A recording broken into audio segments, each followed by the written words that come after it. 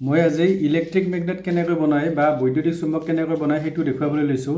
বৈদ্যুতিক চুম্বক বা ইলেক্ট্ৰিক মেগনেট বনাব লাগিলে আমাক কিছুমান কপাৰ তাঁৰ লাগে, এনেধৰণৰ কপাৰ তাঁৰ লাগে আৰু তাৰ কাৰণে মাজত ঘূৰাই যিটো আমি দিওঁ তাত মাজত আমাক কি লাগে, পাতি এটা লাগে।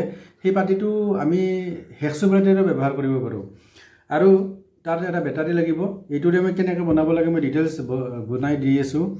ছাত্ৰ ছাত্ৰীসকলে কেতিয়াবা স্কুলত যদি দৰকাৰ হয়, কেতিয়াবা বিজ্ঞানৰ প্ৰদৰ্শনী নাইবা ছায়েন্স এক্সিবিশ্যনতো এইটো প্ৰদৰ্শন কৰিব পাৰিব। আৰু এইটো 10ম শ্ৰেণীৰ বিজ্ঞানৰ যিটো ইলেক্ট্ৰিচিটি চেপ্টাৰ আছে, বিদ্যুৎ চেপ্টাৰ আছে, তাতে এইটো দিয়া আছে। গতিকে এইটো মই কেনেকৈ বনাব লাগে একদম ডিটেইলছ বনাই দেখুৱাই দিছোঁ। এইটো ক্লাছ 10ত দিয়া আছে। প্ৰথমতে মই এই হেক্সোব্লেডখন ভাঙি লৈছোঁ প্লাছৰ সহায়ত।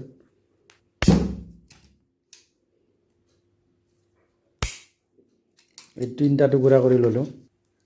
এতিয়া এই ব্লেডকেইখন আমি টেপৰ সহায়ত বান্ধি দিছোঁ।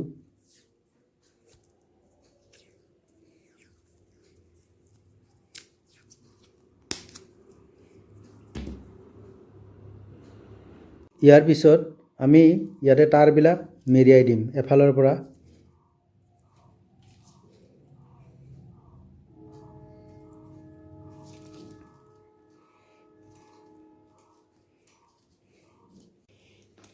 এতিয়াৰ পৰা এইটো মেৰুৱা কমপ্লিট হৈ গ'ল।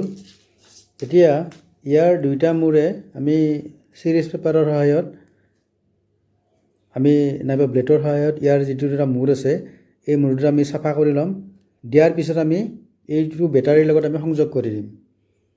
এইটো বেটাৰীৰ লগত 2টা মূৰ সংযোগ কৰি দিয়াৰ লগে লগে ইয়াৰ যিটো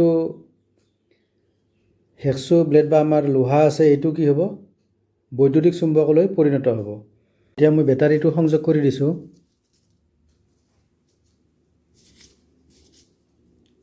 সংযোগ কৰি দিয়াৰ লগে লগে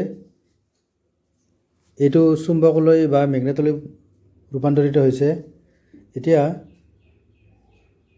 আমাৰ টেষ্টাৰবিলাক লাগি ধৰিছে বা আমি চাবি যদি দিওঁ এইটো লাগি ধৰে।